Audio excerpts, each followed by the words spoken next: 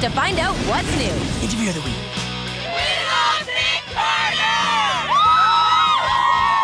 Hey there, it's Danielle, and look who I've got with me. I've got you. Hello, Nikki. It's funny how life can take new meaning. Well, it's good to see you. I haven't seen you in a little bit. You're on your first solo tour, and how is your first solo tour going? It's good. It's really good. The only problems, it wasn't really a problem. Well, I guess it was. We ran into in the very beginning of the tour, because I've been doing North America pretty much, you know, a little bit in Canada, and down in the States. There was this big storm that came through, a blizzard. Yeah, that came through the other day. the Northeast, and it caused me to have to postpone like 2 or 3 of my shows, which then, you know, my tour manager came to me and he's like, well, what we could do is we could put the shows on the back end, or, you know, we can try to do something that really is never really been done, or has been done, but not many people like to do it, and that's 10 shows in a row. So I got 10 shows in a row, and this is my 6th. Wow, so you're on the end of it there. Yeah, well, it's kind of, I've never done it before, you know, I've always never had to really assume the role of like singing a whole show by myself, because I've been with the boys and doing stuff with that, but you know, now I do an hour-and-a-half show, and you know, I have to really take care of my voice, and just it's kind of tough. How is it without the guys though?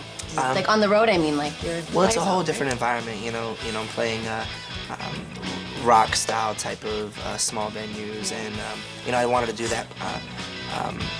I personally wanted to do that because, you know, I wanted to give back to the fans and give a little something more back to them, and let them have, you know, a little bit more of a closeness to me and things like that. But the difference is really, I mean, I'm playing smaller places and smaller crowds, but I like that. I like that personality better. For sure. Do you think performing solo has made you a better performer yourself? I think so. I really think so. I mean, being in the Backstreet Boys, the one thing about the group is that it's always been a group, you know, not one person really stood out.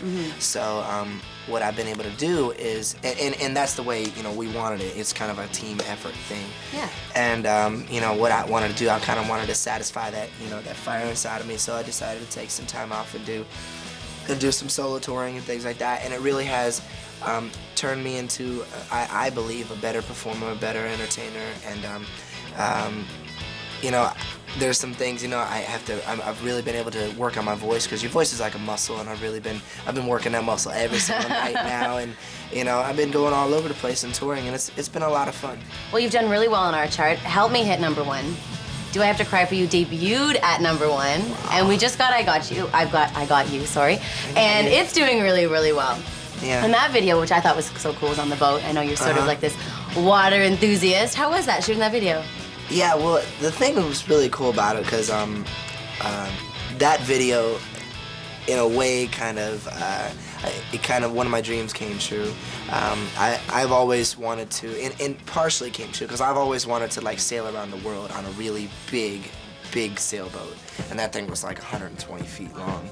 And the thing about it is that, you know, it was amazing. It was like being on some old pirate ship back in the day, and you know, the wind was really strong the day we shot the video.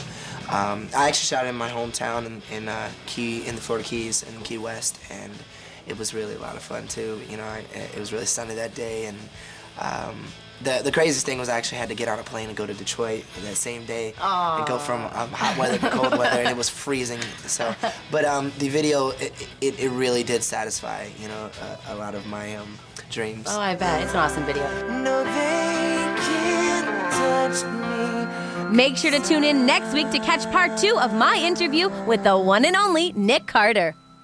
Got you.